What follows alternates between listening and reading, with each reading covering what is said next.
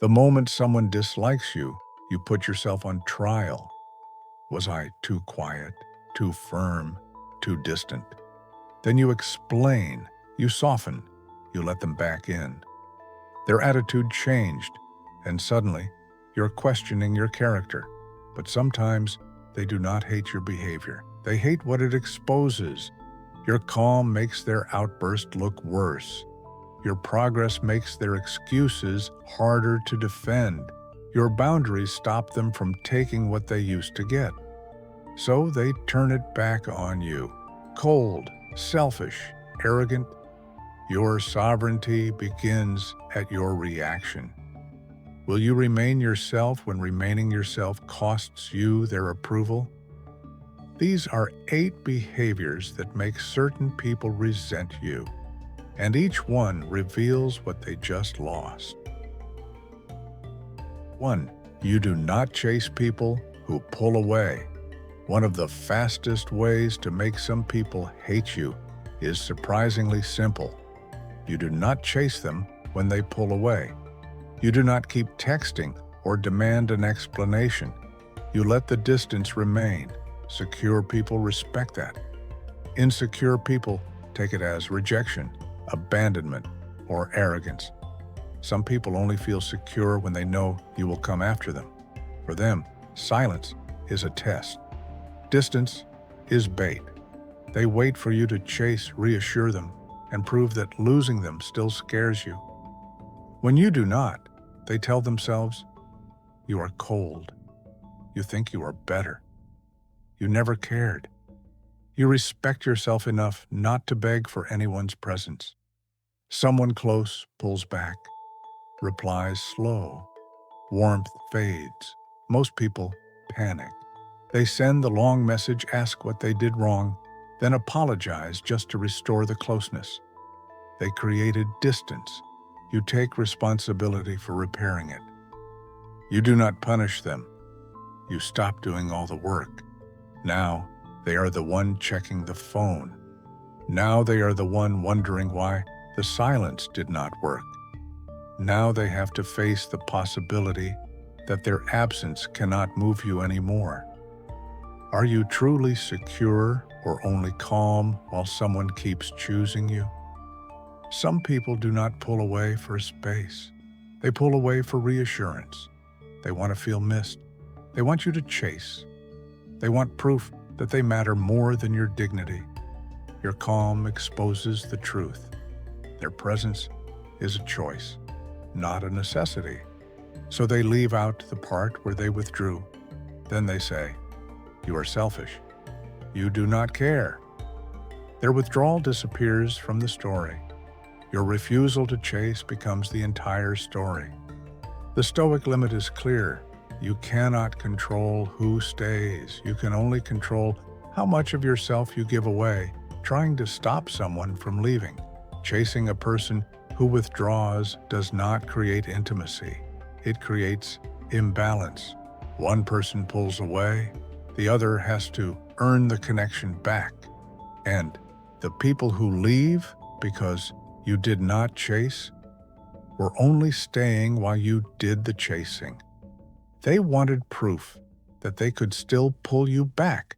When they pull away, do not close the distance for them. The right people communicate. They remain present.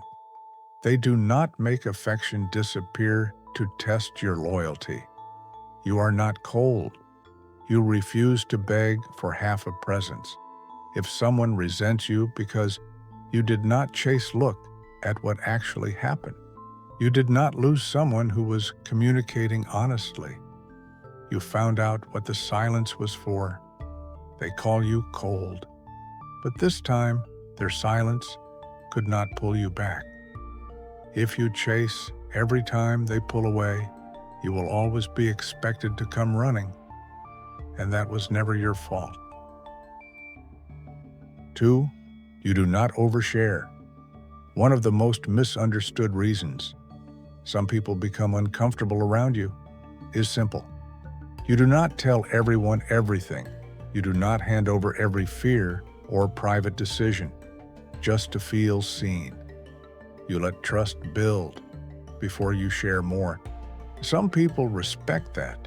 People who treat information as closeness feel shut out by it. They think closeness means knowing everything, what hurts you, what scares you, what you're planning, where you're weakest. So when you share less, they start asking, "What are you hiding? Why do you not trust me?" Privacy does not mean you distrust them. It means you're not handing them everything before you know how they will handle it. Some want your story to understand you. Others want it to judge, discuss, or use later. You learned not to discover the difference after telling them everything. So you share a little, then watch what they do with it. You do not hand someone your weakest points before they have kept anything safe. In a group, everyone trades complaints, insecurities, and private details. You listen, you contribute, but selectively. You do not tell the room your deepest problems just to fit in. They notice you kept something back, so they probe. A private question, then another. When you redirect the conversation, the room changes. They told everything. You told enough. Now they feel exposed. You do not. You are hard to read. Why are you so guarded? They filled the silence by telling everything. You did not. Now your restraint makes them notice how quickly they shared. Someone asks, "How is your relationship going?" You answer honestly. You simply do not give them every detail. So they push again. "Why will you not tell me? Do you not trust me?" Now they are no longer asking about your relationship. They are making you explain why you kept something private. They wanted more information. But somehow, you became the person under suspicion. Can you protect your privacy without needing to prove that you are trustworthy? If their suspicion makes you explain, they receive the information. Your boundary was protecting. Every time they doubt you, you have to hand over more. The Stoic boundary is simple. You can answer honestly without answering everything. Vulnerability before trust is not courage, it is exposure. When a question crosses your boundary, leave part of it unanswered. The right people respect your pace. They build trust. They protect what you share. They do not punish you for keeping something private. The wrong people keep pushing because your answer matters more to them than your comfort. You are not secretive. You are careful about who gets the private parts of your life. If closeness disappears, when information stops, you did not lose intimacy. You discovered what that closeness was built on. They call you secretive, but what they lost was not closeness. They lost access to everything about you. If every accusation makes you explain, they only have to doubt you to get another answer, and that was never your fault. 3. You protect your time and energy. Some people start calling you selfish the moment you stop being available. On demand, you stop treating every call or request and emotional crisis as something you must handle immediately. You do not answer the second it arrives. You do not cancel your plans. You do not keep listening when you are already exhausted. You choose where your energy goes. Reasonable people can hear "not tonight" and make another plan. Entitled people take it personally. For a long time, you answered quickly, you showed up tired, you listened to every problem, and kept adjusting so they never had to. After a while, they stopped seeing that effort as kindness. They started treating it as normal. Then, one night, your phone lights up at 10:47. Can you help me with this right now? You would have given up the rest of your evening, handled their urgency, and dealt with your exhaustion later. This time, you answer, "I can't tonight. I'll look at it tomorrow morning." They reply, "Fine, I'll handle it myself." Nothing openly cruel was said, but the warmth disappears. The next message is shorter, the tone is colder. Now you start typing an explanation. You almost apologize. You consider giving up your evening anyway, not because the request has changed, but because their attitude has. That is how your time gets taken from you, not always through demands, sometimes through disappointment. Do you own your time or only borrow it until someone else wants it? If you reverse your answer, their disappointment has worked. The next time you say no, they already know what to do. Become cold, sound hurt. Wait for your guilt to reopen the door. They do not have to respect your limit. They only have to make it uncomfortable. But when you let your answer stand, their urgency stays with them. They must solve their own problem instead of putting it in your hands. They rarely say, "I relied on you too much." They say, "You've changed." Soon, the story becomes that you are too busy, difficult to reach, and only concerned with yourself.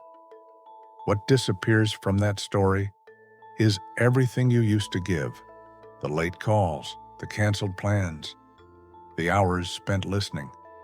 They may have valued your availability more than your presence. For a Stoic, time is the part of your life you never get back. The people who benefited from your exhaustion will be the first to call your limit selfish. When they react to your no, do not surrender your time to repair their disappointment. The right people respect your limits. They do not make you feel guilty or require your exhaustion as proof that you care. The wrong people become colder the moment you stop being useful on command. You are not selfish. You no longer allow someone else's need to become your automatic obligation. If the relationship cools, the moment your availability ends, you know what was holding it together. They call you selfish because your availability is no longer theirs to assume. If guilt changes your answer, they only have to act disappointed to take your time again. And that was never your fault. 4. You remain the same around everyone. One of the fastest ways to be called disrespectful is to treat everyone the same. Your tone does not change with status. Your respect does not rise or fall with someone's influence. You do not perform differently around powerful people. You do not shrink around intimidating people. You do not exaggerate yourself to be admired. You remain consistent. Secure people feel safe around that. People who rely on status feel challenged by it. Watch what happens. When an important person enters the room, managers and junior employees are speaking freely. Then the manager walks in. A joke gets more laughter. A disagreement disappears. People begin choosing safer words, but you speak to the manager the same way you spoke before they arrived. Respectful, clear, calm. You do not laugh harder at their jokes, and you do not turn around and act bigger with the people below you. The room notices. Then someone pulls you aside. You should know how to speak to someone in a higher position. What offended them was not your tone. It was that the title did not change it. They expected you to become more careful, agree sooner, and save your real opinion for later. Does your character remain the same? When power enters the room, if a title changes you, before the person even says a word, they do not have to demand special treatment. You have already given it. But when the title does not change you, they call you defiant, even though you said nothing disrespectful. Some people expect a softer voice from below and admiration from equals. When you give them neither, they call it arrogance or disrespect. Even the people beside you may become uncomfortable. Your voice stayed steady. Theirs changed. You said nothing about them. Their own change became visible. Stoicism draws a hard line here. If your values change, depending on who is watching, they are not values. They are tactics. When status enters the room, keep the same voice and the same standard. So they call you difficult, too direct, stubborn, hard to read. What they mean is, you did not perform the role they assigned to you, but the right people feel safer around you. They know who they are dealing with. They know your respect does not rise with status or disappear without it. You are not arrogant. You are not disrespectful. You are consistent. They call you disrespectful because status no longer changes your position.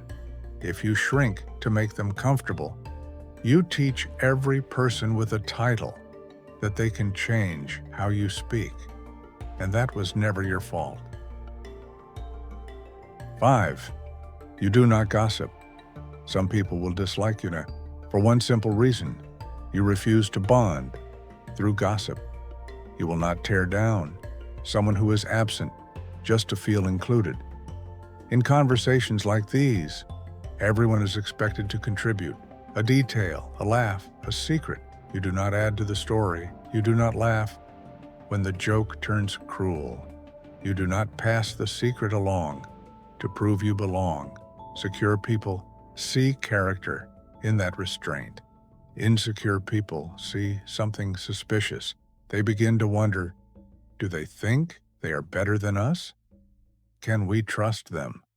You do not need to humiliate someone else to feel included. Picture a group at work. One person is not there.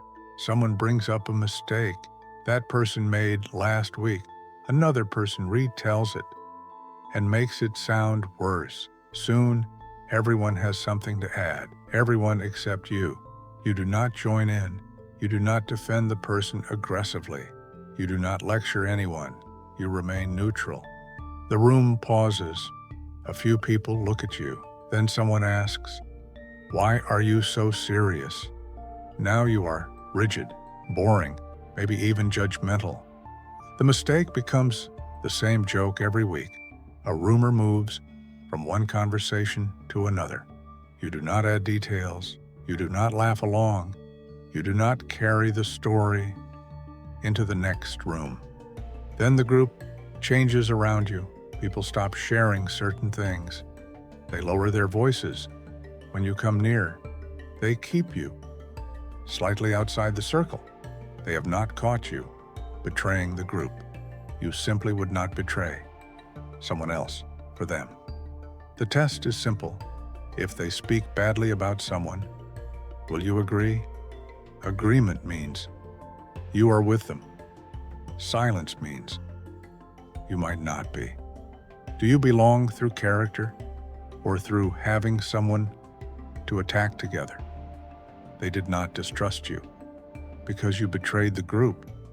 They distrusted you because you would not prove loyalty by betraying someone else. The group was not bonding through trust. It was bonding through a shared target.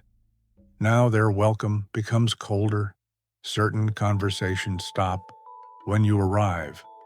One laugh or one cruel sentence could bring the warmth back. Say it, and they let you back inside. They are not reacting only because you refuse to gossip. They are reacting because they can no longer use your agreement to keep you on their side. Your silence leaves the judgment as theirs, not yours. What you say about someone who is absent reveals more about your character than theirs. When the group attacks someone, do not add a sentence just to prove you belong. And when their attitude changes, do not give back the access you just removed. The right people feel relieved around you. They know their name is safe when they are absent. Your silence becomes trust. You are not outside the group because you think you are better. You are outside because you refuse to betray someone just to keep your place. So they say, you are not one of them. If you join in just to get back inside, they learn that one cruel sentence is the price of giving you a place, and that was never your fault. 6. You see through performances. Some people start calling you judgmental for one simple reason. You notice when the image and the behavior do not match. You do not expose them. You do not embarrass them. You simply stop believing the performance. Secure people feel safe around that kind of clarity. People who depend on appearances feel threatened by it. They begin to wonder, why are they so quiet? Did they notice something? Are they judging me? Monday morning, a colleague tells the team, I always support my people. No one gets left behind here. The room nods. Someone praises their leadership. Later that day, a junior employee asks the same person for help. They barely look up. That's not my responsibility. Then they walk away. At the next meeting, the caring speech returns. Everyone else is impressed, but you notice what the performance is hiding. Even confidence, kindness, and being the victim can be performed for an audience. Oh, performance only works when the audience cooperates. You do not. You do not confront them. You do not announce what you saw. You adjust. You trust them less. You stop giving their words more weight than their actions, and they notice. Their tone changes around you. The jokes become sharper. They leave you outside certain conversations. Then someone says, you always think you can read people. Now you're cold, suspicious, judgmental, not because you attack them, because their public image no longer decides what you believe about them. They can manage the room's impression. They cannot manage yours. Can you trust your own judgment when everyone else is applauding? The room approves. The story sounds convincing. Most people ignore what they saw and follow the image. Watch what people do under pressure. Watch how they treat someone who has nothing to offer them. Character is revealed through patterns, not performances. When the image and the behavior conflict, respond to the behavior. You do not need to expose anyone. You simply stop trusting words. Their actions have already disproved. The right people feel relieved around you. They do not need to sound impressive or protect a role. Their behavior matches the person they claim to be. You're not judgmental. You believe what people repeatedly do. They call you judgmental, but they can no longer decide how you see them. If you ignore what you saw, their story starts deciding what you believe, and that was never your fault. 7. You heal instead of becoming hardened. Some people become colder towards you for one simple reason. You went through pain and did not become cruel. You still set boundaries. You still notice warning signs, but you do not punish everyone or one person's betrayal. And that makes certain people call you soft, naive, not realistic. Secure people see strength. Others look at you and say, "You'll get hurt again. You trust people too easily. You still haven't learned." At dinner, someone says, "Never trust anyone. Being nice is how people use you." The table agrees. You answer, "I learned from what happened. I'm not making everyone else pay for it." A few faces change. You're still too soft. After that, their jokes get sharper. They call you too trusting. Some conversations stop including you. You did not defend anyone. You refused to turn one person's betrayal into a rule for everyone else. They expected you to defend your kindness. You did not. Now they are the ones defending their bitterness. They were not attached only to you. They were attached to what you kept providing, your agreement. One more voice, calling bitterness wisdom. If pain can be healed, bitterness stops looking inevitable. It starts looking chosen. They do not ask how you healed. They call you naive instead. The moment someone treats your lack of bitterness as weakness or naivete, they want proof that you learned. Laugh at cruelty. Distrust everyone. Treat empathy like stupidity. They do not want you to understand why they became cold. They want you to become cold too. Have you healed, or have you only become harder to reach? Healing does not mean trusting everyone. It means judging the person in front of you by what they actually do, not by what someone else once did.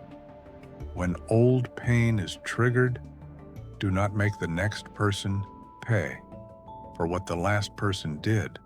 For a Stoic, strength is the ability to feel pain without letting it choose your next move. The right people feel safe around you. A mistake remains a mistake. A disagreement does not become another trial. For an old betrayal, they answer for what they did, not for wounds they never caused.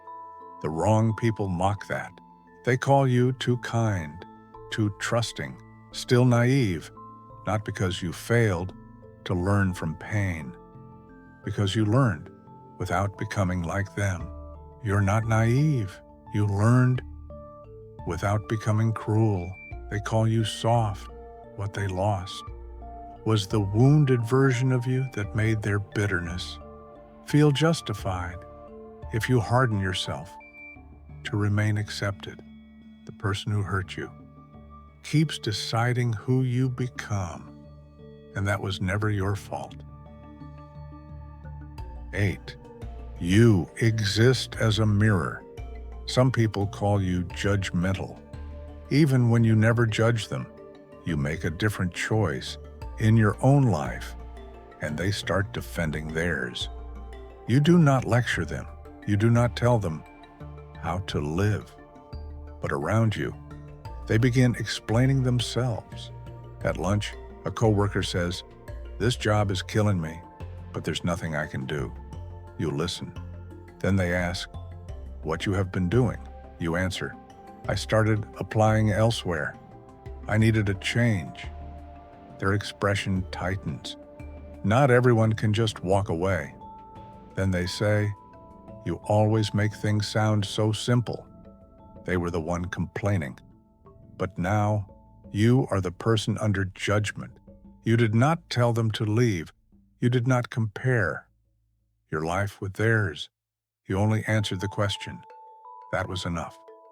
After that, they stop asking about your plans. Their tone becomes colder. A joke appears. You think you're better than everyone now. They cannot name anything you did to them, so they attack your character instead. Now you are arrogant, too serious, judgmental. Most people do not react to who you are. They react to who they become around you. You did not create the discomfort. You revealed it. The moment your way of living makes someone defensive without you criticizing them, they defend a choice you never questioned, then accuse you of judging it. Your answer made their excuse harder to repeat. So they make you the problem. They do not say, "Your answer made me question my choice." They say, "I do not like you." Difficult, cold, too intense. Then comes the distance. They stop inviting you.